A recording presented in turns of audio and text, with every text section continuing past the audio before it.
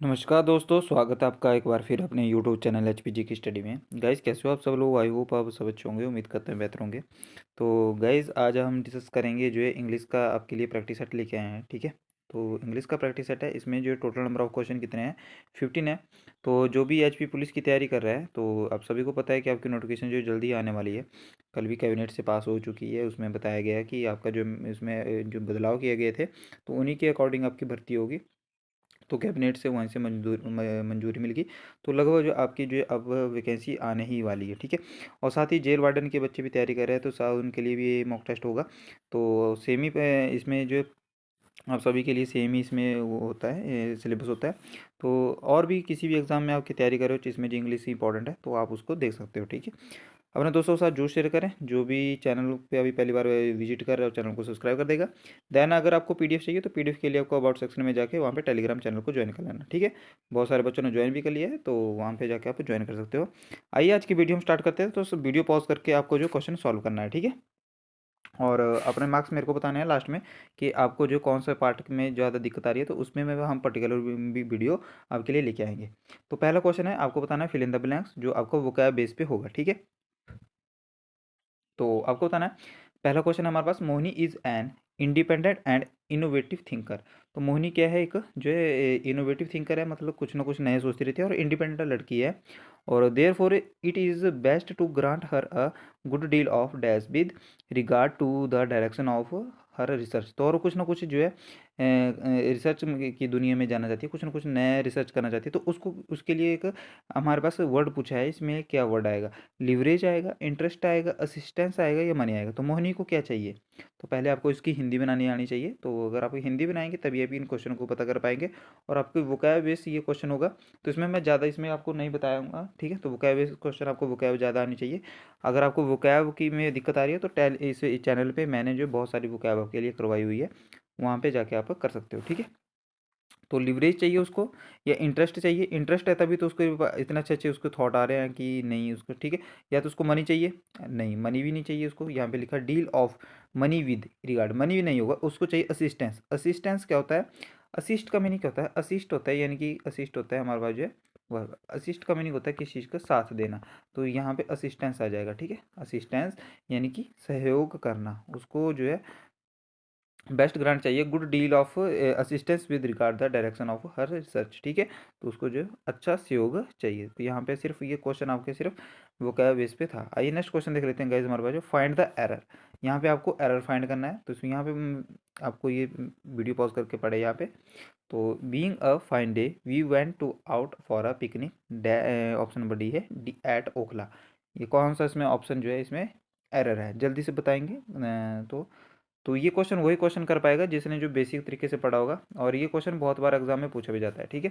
तो वो इसका से इसमें जो सिंपल इसमें जो एरर कौन सा होगा, तो इसमें एरर जो ऑप्शन नंबर ए यानी कि यहाँ पे है। तो यहाँ पे एरर क्या है? तो यहाँ पे इट का प्रयोग होगा। इट का प्रयोग क्यों होगा? तो इट मैं आपको बता देता हूँ। जब भी सब्जेक्ट से यानी कि बीइंग, यहाँ पे जो बीइंग होगा, ठीक है, बीइंग होगा स्टार्टिंग में, और सब्जेक्ट ये सब एक ही सब्जेक्ट होगा, और सब्जेक्ट कॉमन नहीं होगा इनमें, जो कोई भी सब्जेक्ट इनमें कॉमन नहीं होगा, ठीक है। तो उससे पहले तो हम जो है इसका किसका प्रयोग करेंगे? तो उससे पहले हम जो है इट का प्रयोग करेंगे, ठीक है। कोई भी सब्जेक्ट इसमें कॉमन नहीं होगा तो उसके पहले हम जो है इट का प्रयोग करेंगे। तो यहाँ पे जो है एक पहले है being a fine day.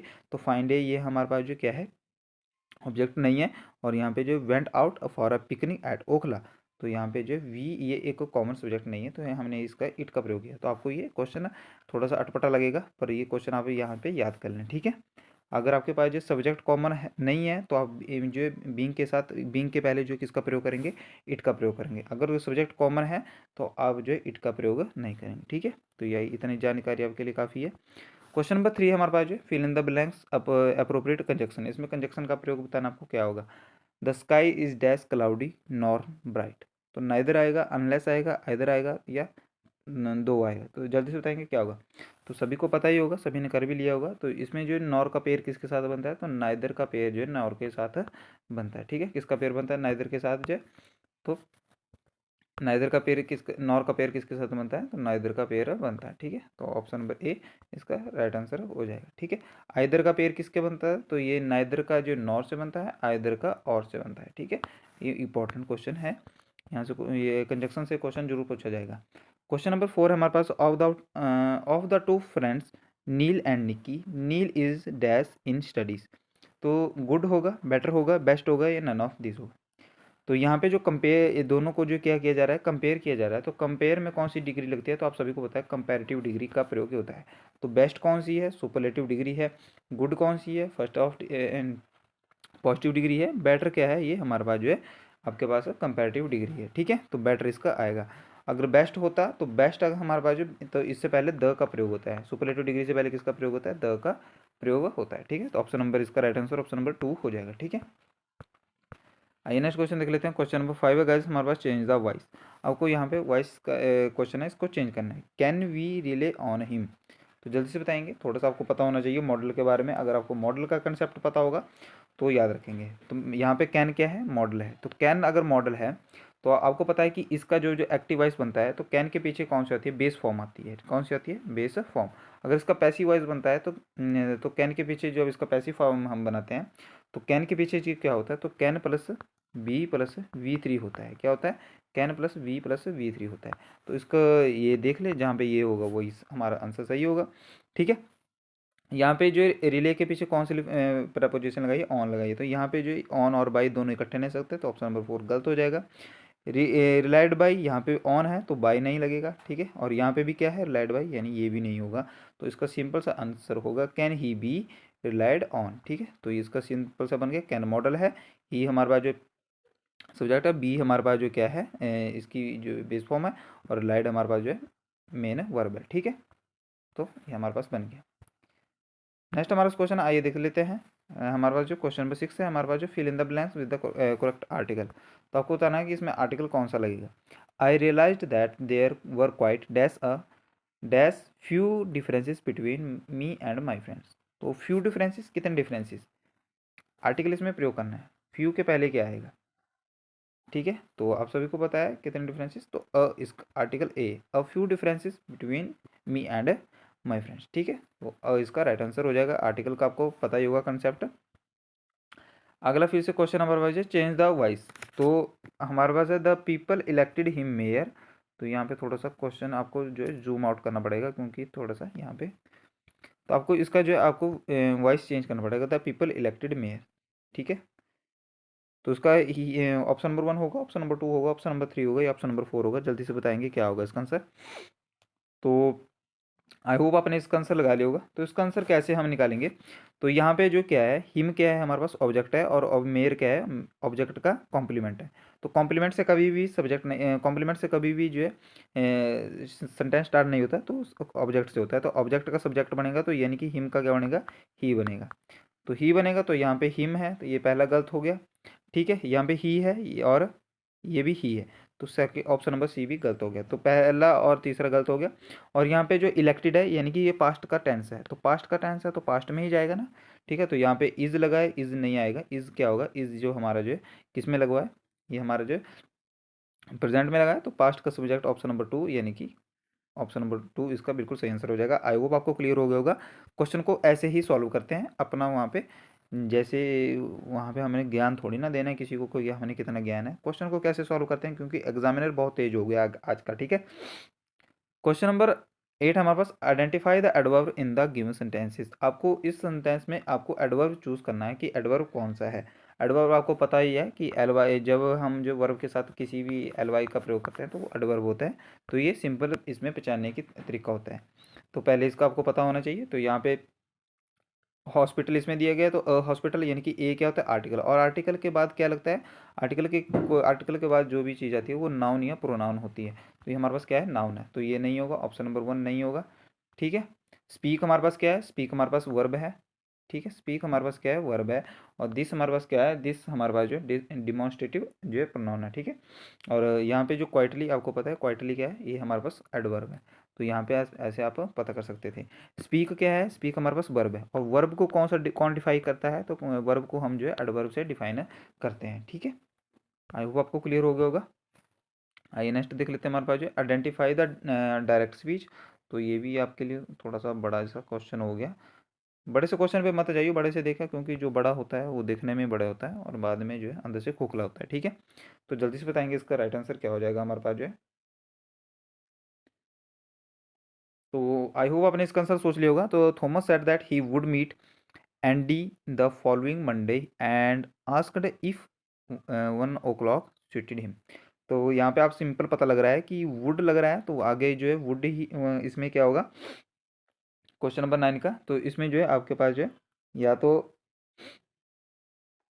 Would होगा, सिंपल वुड नहीं होगा यहाँ पे। ठीक है, यहाँ पे डायरेक्ट स्पीच बना रहे हैं तो वुड नहीं होगा, ऑप्शन नंबर ये गलत हो जाएगा हमारे पास जो है। और यहाँ पे क्या है, ऑप्शन नंबर 2 हो गया। तो ऑप्शन यहाँ पे हमारे पास जो कितने ऑप्शन बचे, 1, 2 और 4, सॉरी 1, 3 एंड 4। ठीक है, तो यहाँ पे जो क्या दिया गया, वुड मीट एंड। ठीक है,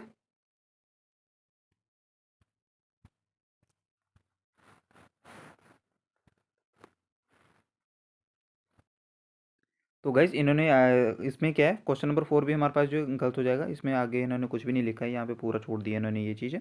ठीक है, 1 o'clock ये। तो इसमें जो ऑप्शन नंबर 1 इसका बिल्कुल सही आंसर हो जाएगा। ऑप्शन नंबर 3 इसमें क्या दिया गया, and I am going. I am going to ये नहीं होगा, आई विल बी। ठीक है, यहाँ पे होगा आई विल। विल क्या होगा, मॉडल वर्ब होगा। मैंने आपको क्या बोला कि मॉडल के साथ कौन सी फॉर्म आती है, बेस फॉर्म आती है। तो ऑप्शन नंबर 1 इसका राइट आंसर हो जाएगा। ये आपका डायरेक्ट स्पीच का क्वेश्चन था, अच्छा क्वेश्चन था। ठीक है, नेक्स्ट क्वेश्चन हमारे पास जो क्वेश्चन नंबर 10, आपको बताना है यहाँ पे इसमें क्या है, one word of the choice. आपको वन वर्ड सब्स्टिट्यूशन का क्वेश्चन आ गया। तो the plant and vegetation of a region, कोई भी पर्टिकुलर रीजन होता है उसमें कोई भी वेजिटे या प्लांट कोई भी होता है। ठीक है, प्लांट और वेजिटेबल उगाए होते हैं तो उसको क्या बोलते हैं, तो उसको फ्लोरा बोलते हैं, लैंडस्केप बोलते हैं, ऑर्नामेंटल बोलते हैं या फौना बोलते हैं। तो याद रखेंगे फ्लोरा कहते हैं उसको, याद रखेंगे। पर्टिकुलर प्लांट होता है जो, ठीक है, उसके लिए क्या बोलते हैं, फ्लोरा बोलते हैं। फ्लोरा एंड फोना पढ़ा होता है आपने। ठीक है, तो फोना किसको बोलते हैं, फोना होता है जो आपका जो है एनिमल्स के लिए होता है, जो पर्टिकुलर एनिमल होते हैं उसके लिए फोना बोलते हैं, और फ्लोरा बोलते हैं जिसके प्लांट वगैरह होते हैं। ठीक है, तो यहाँ पे कंफ्यूज मत होना इसमें। नेक्स्ट क्वेश्चन नंबर 11, इसको जूम आउट कर लेते हैं थोड़ा सा। एंटोनियम बताना है आपको। एंटोनियम का क्वेश्चन आ गया फेलिएबल। तो फेलिएबल आपको इसका एंटोनियम बताया। फेलिएबल होता है यानी कि जो कभी गलती नहीं करता है। ठीक है, one who can not be mistakes. ठीक है, जो गलती नहीं करता, तो उसका आपको जो है एंटोनियम बताना था। यहाँ पे एंटोनियम इसका क्या होगा, अनअरिंग। ठीक है, याद रखेंगे। सॉरी सॉरी, जो कभी गलती ना करे, सॉरी, इसका होगा जो गलती करता रहता है। गलती करने वाले को होता है फेलिएबल। ठीक है, फाल से याद रखेंगे, फाल गिरता रहता है बार बार। तो अनअरिंग इसका राइट आंसर हो जाएगा, एंटोनियम इसमें पूछा था। ठीक है, तो आइए नेक्स्ट क्वेश्चन देख लेते हैं हमारे पास। एब्रोगेट, एब्रोगेट का सिनोनिम बताना है आपको। एब्रोगेट क्या होता है, एब्रोगेट होता है यानी कि किसी चीज़ को रद्द करना। ठीक है, तो एब्रोगेट क्या होता है, रद्द करना। तो इसका सिनोनिम बताना था आपको, तो इसका राइट आंसर हो जाएगा रिपील करना। कुछ सिनोनिम क्या होते हैं इसके, एनल भी इसका बहुत अच्छा वर्ड है, एनल। ये भी एग्जाम में बहुत बार पूछा जाता है, एनल हो गया। नलीफाई भी बहुत बार पूछा जाता है, नलीफाई। ठीक है, क्वैश हो गया, क्वैश भी आपसे पूछा जा सकता है। ठीक है, तो ये आपके इसके एब्रोगेट के एंटोनियम सिनोनिम हो गए। ठीक है, आइए नेक्स्ट क्वेश्चन देख लेते हैं हमारे पास जो क्वेश्चन नंबर 13। क्वेश्चन नंबर 13 हमारे पास जो मीनिंग आपको बताना है, इडियम एंड फ्रेजेस का मीनिंग बताना है आपको। तो यहाँ पे अंडरलाइन किया है, अंडर अ क्लाउड। तो मैंने आपको बताया, जो मैंने आपके इसमें इडियम एंड फ्रेजेस की वीडियो मैंने डाली हुई है चैनल पे, उससे ये क्वेश्चन पूछा गया है। अगर इस किसी ने पढ़ा होगा तो जल्दी से वो बता देगा। तो अंडर अ क्लाउड यानी कि जो बादल के नीचे, तो उसको क्या बोलते हैं, अंडर अ सस्पेशन, सस्पिशन। तो सस्पिशन होना यानी कि संदेह होना किसी चीज़ का। ठीक है, तो option number C will be right answer. ठीक है, तो सस्पिशन इसका यानी कि किसी चीज़ पे संदेह होना, अंडर अ क्लाउड होना। क्वेश्चन नंबर 14 है guys, flogging a dead house. ये भी मैंने आपको करवाया हुआ है, तो अगर जिसने वीडियो देखी होगी उसको तो पता होगा, और मैंने आपको बड़े अच्छे तरीके से बताया भी था कि फ्लॉगिंग अ डेड हाउस यानी कि जो है मरे हुए घोड़े को पीट रहा है। तो क्या कर रहा है वो, अपना जो है फालतू का एफर्ट जो है लूज़ कर रहा है। ठीक है, तो अपना टाइम क्या कर रहा है, वेस्ट कर रहा है। वेस्ट टाइम यूजफुल नहीं होगा यहाँ पे। यहाँ पे क्या होगा, यूजलेस टाइम। ठीक है, यूजलेस एफर्ट। ठीक है, wasting time in useless effort. Question number 15 है आज का अंतिम क्वेश्चन हमारे पास, अंटोनिम का है, रेटिफिकेशन। रेटिफिकेशन का आपको मीनिंग बताना है। रेटिफिकेशन का मीनिंग होता है, यानी कि आपको पहले पता होना चाहिए हिंदी इसकी मीनिंग। रेटिफिकेशन यानी कि सहमति होता है, तो आपको इसका अंटोनिम ढूंढना है। तो डिस एग्रीमेंट इसका सही, सॉरी डिस अप्रूवल इसका जो सही आंसर हो जाएगा। ठीक है, क्या हो जाएगा, डिस अप्रूव करना किसी चीज़ को। ठीक है,